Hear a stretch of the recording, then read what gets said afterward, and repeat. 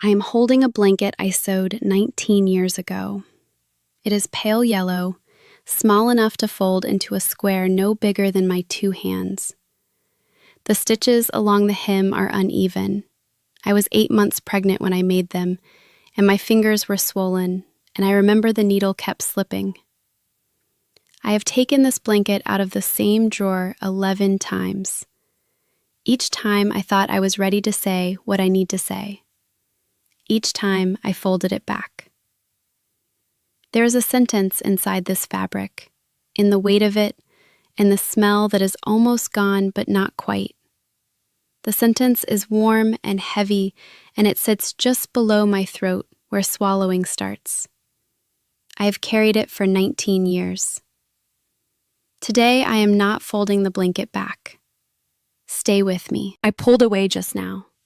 I felt the room coming back, the lamplight, the midwife's hands, and I stepped out of it. I need a moment before I go back in. My name is Emma, and this is Emma the Amish Soul. And what I am trying to do here is say things that could not be said inside the world I came from. If you want to be here when I finally say this one, subscribe, stay. If there is a sentence you have been carrying in your own body, something warm and heavy that you have never let out, I want you to know this is a place where those sentences are allowed to exist. Becoming a member helps me keep this space open. I am going back in now. The sentence is closer than it has ever been. In my community, we did not say the word pregnant. We said with child, or we said nothing at all. Mostly we said nothing. A woman's belly would grow through the summer and no one would mention it. Not in front of the children, not in front of the men, not even between women, unless the door was closed and the conversation was very quiet. Pregnancy was something that happened to your body the way seasons happen to the fields. You did not announce it. You did not celebrate it with a party or a special cake. You endured it with the same steady silence you brought to everything else, to the heat, to the work, to the long services on benches without backs. Your body changed, and the world pretended not to notice. I understood, even before I had language for it, that my body was not a thing I governed. It belonged to God first, then to my husband, then to the community that watched and measured and corrected. Somewhere beneath all of that, it also belonged to me. But that was the smallest claim, the quietest one, and I learned early not to press it. The word we had for this was yielding. You yielded your preferences, your comfort, your opinions. You yielded the way a field yields to the plow, not because the field chooses to, but because that is what fields are for. A wife who yielded well was a wife who loved well. I believed this completely. I want you to understand that. I did not resist what I lived inside. I loved it. I loved the quiet order of it. I am holding this blanket, and I need you to know that the woman who made it believed, with her whole self, that yielding was love. My 4th pregnancy was different. I knew it the way you know weather is turning before the sky changes. Something in my body shifted, and the shift was not the baby. There was a heaviness that sat lower than the child, a pulling sensation that woke me in the night, a dizziness that came when I stood too quickly and stayed longer each time. I bled twice in the 5th month. Not much, enough to stain the sheets and make my hands shake when I washed them in the basin before my husband woke. I did not tell him the first time. I told myself it was nothing. The second time I could not keep it from my face, and he saw. And I said it the only way I knew how, quietly, with my eyes down, the way you bring a concern to someone who has authority over the answer. I think something might not be right. He was not cruel. I need you to hear that. He was not dismissive in the way a careless man is dismissive. He was certain, the way a man is certain when his certainty comes from God. He told me that women had been having babies since Eve, and that fear was the body's way of forgetting to trust. He put his hand on my belly and he prayed. I remember the warmth of his palm through the fabric of my dress, and I remember the steadiness of his voice, and I remember thinking, he is right, and I am faithless. He prayed for the baby. He prayed for my courage. He did not pray for a doctor, because a doctor was not part of the vocabulary of faith we had been given. I folded my fear into the place where I folded everything, below my throat, above my chest, the place where things go when they cannot be spoken. And I went back to sewing the blanket. The night the baby came, the midwife arrived with her bag and her calm hands and the smell of lavender soap that I can still smell it if I hold this blanket close enough. The lamp was lit, the bed was sheeted. The pain was different from my other labors, sharper and lower, and I gripped the blanket because it was the nearest soft thing, and my hands needed something to hold. I was going to tell you what happened next. I was going to say it right here, but I just felt the sentence rise, and I realized, you won't understand what happened in that room unless you understand what I believed about my own body when I walked into it. Let me go back. I need to build the floor before I can stand on it. I was taught that childbirth pain was holy. Not pleasant, not desired, but holy. The direct consequence of Eve's disobedience, passed to every daughter and therefore part of God's design. A woman who labored quietly was a woman of faith. A woman who screamed was a woman who had forgotten who was in charge. I remember my mother telling me this, not cruelly, not even directly. She said it the way she said everything about the body, which was sideways, through a story about someone else. Sarah Yoder labored for 2 days and never raised her voice. The admiration in my mother's tone taught me more than any sermon. And I learned something else, something I did not have words for until years later. During labor, the husband decided whether to call a driver, whether to send for the doctor, whether the pain was ordinary or extraordinary. The wife could not be trusted to know because pain clouded judgment, and God had placed the husband as her covering, her voice when she could not speak, her mind when hers was lost to the body's work. The wife's body during labor belonged to the room, and the room belonged to the husband. I believed this.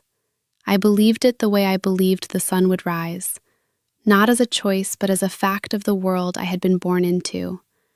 And so when my body told me something was wrong, and my husband told me God was in control, I did not have a framework for choosing my body's testimony over my husband's faith. There was no version of me in that room on that night who could have said, I need help, and believed she had the right to say it. I want you to feel the weight of that, not the drama of it, the quiet, ordinary theological weight of a woman who could not advocate for her own life because she had been taught that advocacy was disobedience. 3 years after I left, I was sitting in a car with a woman I had known inside the community. We had both gotten out. We were driving somewhere ordinary, a grocery store, I think, and she said something about her youngest child's birth. She said, I was so scared and nobody asked me what I wanted. She said it casually, the way you mention weather. And I felt the sentence, my sentence, the one I am trying to say today, rise from the place below my throat where I had kept it folded for years. It rose like heat. It arranged itself behind my teeth. I could feel every word of it, lined up, ready. And then I changed the subject. I asked her about the grocery list. I heard my own voice, bright and false, talking about bread and milk, and underneath it the sentence sank back down to where it lived. That is what carrying an unspeakable sentence is like. It is not silence. It is a sentence that keeps forming and collapsing, and you keep choosing the grocery list, because the grocery list is safe. and the sentence is not. I am back in the room now. I can feel the sheets beneath me, the cotton that my mother-in-law had pressed that morning with the heavy iron, still holding the faint scorch smell of heated fabric. The lamp is on the table by the window, and it throws long shadows that move when the midwife moves. She is kneeling. Her sleeves are pushed to her elbows. The lavender soap smell is fading, and underneath it there is something metallic, something my body recognizes before my mind names it. The pain has changed. It is no longer the rhythmic tightening I knew from my other labors. It has become something constant, a low, roaring pressure that does not crest and release, but sits, heavy, like a hand pressing down from the inside. I am gripping the blanket. The yellow fabric is bunched in both fists, and the uneven stitches I sewed are biting into my palms. My husband is standing by the far wall. He is praying silently. I can see his lips moving. The midwife's hands slow. That is the detail I return to most often, not what she said, but the way her hands slowed, and then stopped, and then she looked up. Not at me. I was the one on the bed. I was the one bleeding. But she did not look at me. She looked past me, over my bent knees, to the man standing by the wall. And in that turning, in that small, ordinary movement of a woman's head away from the woman in labor and toward the man who was not, I felt something I did not have a word for. It was not pain. It was not fear. It was the sensation of becoming invisible inside my own emergency. She looked at him because he was the one who would decide. I was the one it was happening to, and I was not the one who would decide. I keep trying to say this next part in a way that does not make him a monster. He was not a monster. But what he did, what the room allowed him to do, I'm getting closer. I'm getting closer to the sentence. The midwife told him. She said the bleeding was more than she expected. She said we should think about calling a driver. She said the word hospital, and I watched my husband's face receive it. The way his jaw set, the way his eyes closed for a moment, the way his hands came together. He was not ignoring her. He was consulting the authority he believed was higher than hers, higher than mine, higher than the blood that was leaving my body and soaking through the sheets I was lying on. He prayed aloud. I remember the words, "Thy will be done." He said it clearly, the way you say something when you need everyone in the room to hear it. And then he told her, he said, "We trust God. We will not call." He said we. He said it like a word that included me. It did not include me. No one had asked me. No one looked at me to see if we was a word I would have chosen. The midwife's hands returned to their work, but they were different now. Tighter, faster. Her mouth pressed into a line that I can still see when I close my eyes. I opened my mouth. I need you to understand how much that cost. The opening of a mouth, the forming of a single syllable. I opened my mouth to say please. That is all. One word. Please. It was not a demand. It was not a theological argument. It was the smallest, most yielded word I could have chosen, and it still would not come out.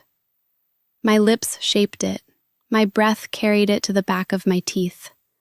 And then everything I had been taught from the time I was old enough to sit still on a church bench told me that this word, this please, was faithlessness. That my husband had heard from God. That my fear was the enemy of trust. That a woman who contradicted her husband during labor was a woman whose faith had broken. And so I closed my mouth. I swallowed the word. I gripped the blanket and I looked at the ceiling, and I felt the blood leaving my body, and I said nothing. I did not say nothing because someone silenced me. I said nothing because I silenced myself, because I had been taught that silence was the shape of love. My husband told the midwife not to call for help while I was hemorrhaging. He said it was God's will. And no one in that room, not him, not her, not me, believed I had the right to say otherwise. That is the sentence. That is what I have carried in the place below my throat for 19 years. I am going to sit with it for a moment before I say anything else. I can feel the difference in my chest already, the space where the sentence was. It is still warm, but it is lighter.